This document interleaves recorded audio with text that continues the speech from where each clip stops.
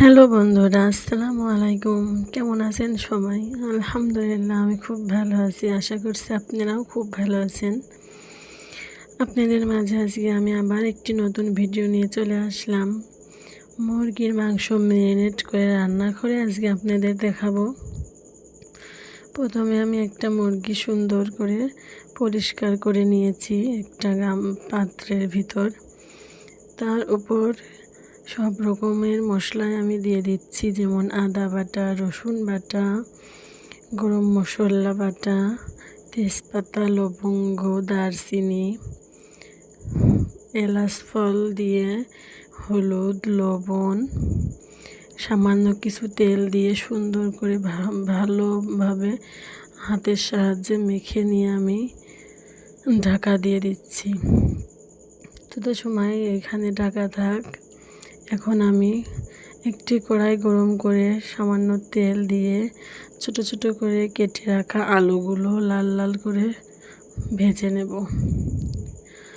আলু গোশের একটা বাড়াই, আমার কাছে ভালো লাগে আলু খেতে।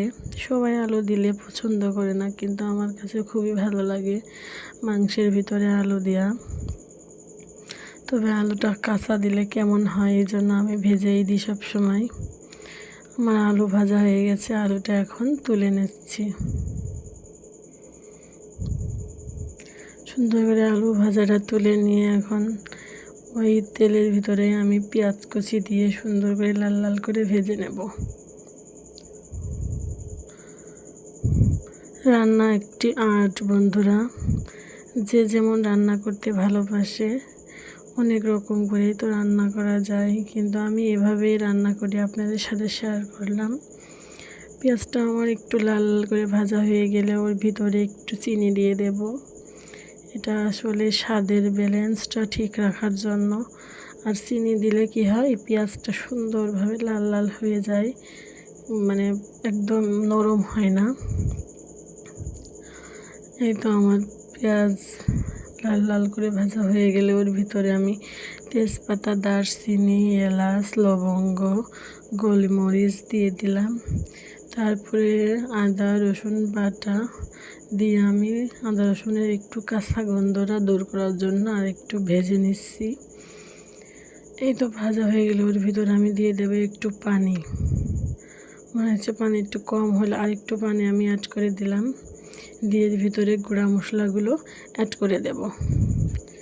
হলুদের গুঁড়া দিয়ে দিচ্ছি 1 চামচ, ধনিয়ার গুঁড়া 1 চামচ, মরিচের গুঁড়া পরিমাণ মতো, যে যেরকম ঝাল খাইতে পছন্দ করে সেরকম দিলেই হবে।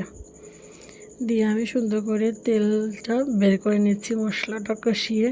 মশলার উপরে যখন তেলটা ভেসে উঠবে তখন মনে করতে হবে যে মশলাটা কষানো হয়ে গেছে।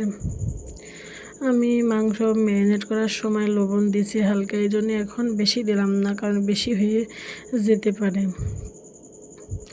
মশলাটা আমার প্রায় কষানো হয়ে গেছে। তো মশলাটা কষানো আমার প্রায় হয়ে গেছে, এই জন্য আমি সেই ম্যারিনেট করা মাংসটা দিয়ে দিলাম। দিয়ে ভালোভাবে নেড়েচেড়ে আমি ভালো করে কষিয়ে নেব মাংসটা।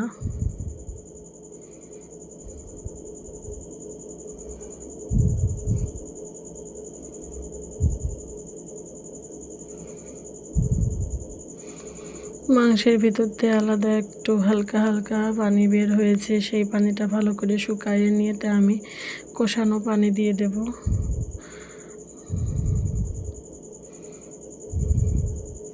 কারণ এই পানিটা না শুকানোর, ওই পানিটা দিলে কালারটা ভালো আসে না।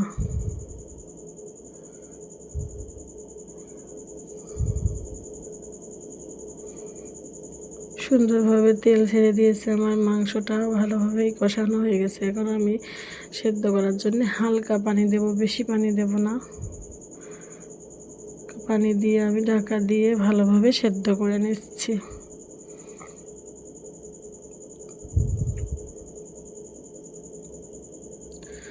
তারপরে ভেজে রাখা আলুগুলো দিয়ে দিচ্ছি। আলুগুলো দিয়ে ভালোভাবে নাড়াচাড়া করে নিচ্ছি, নিয়ে আমি এখন ঝোল দিয়ে দেব।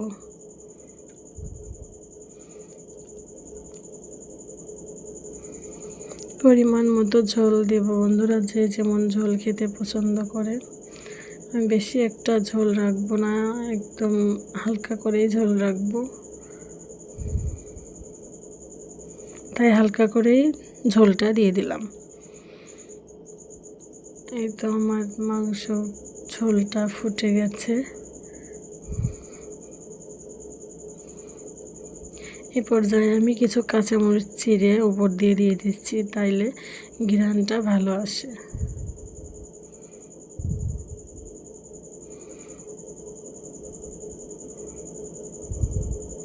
এখন আমি কিছু গুঁড়ো মশলা দিয়ে মাংসটা নামিয়ে নিচ্ছি বন্ধুরা। সবাই মাংসটা দেখে বলবেন রান্নাটা কেমন হয়েছে। আল্লাহ হাফেজ।